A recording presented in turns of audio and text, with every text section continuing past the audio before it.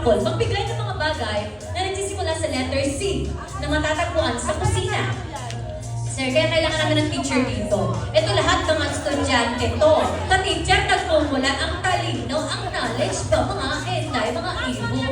Example lang to, huwag na kami masyadong competitive, ha?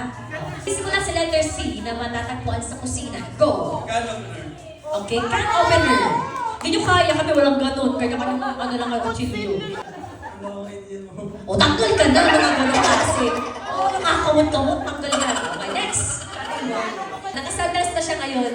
Oo, nakapagpahinga na yung parang. Candle. Sige. Ano, right? Yung kandila ay nasa kusina.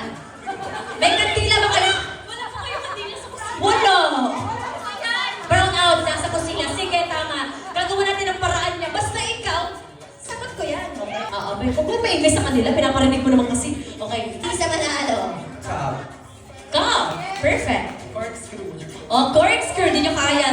Wala tayong ganun kasi. Kaya. Cube means, yung pang-cube na gano'n. Yung pang-cute yung pang-adjective. Yan na natin tong jester na to. Sana nag-Titanic ka na lang, no? Okay, next. Ikaw, Ben. Casserole. Tama. Cabinet. Cabinet.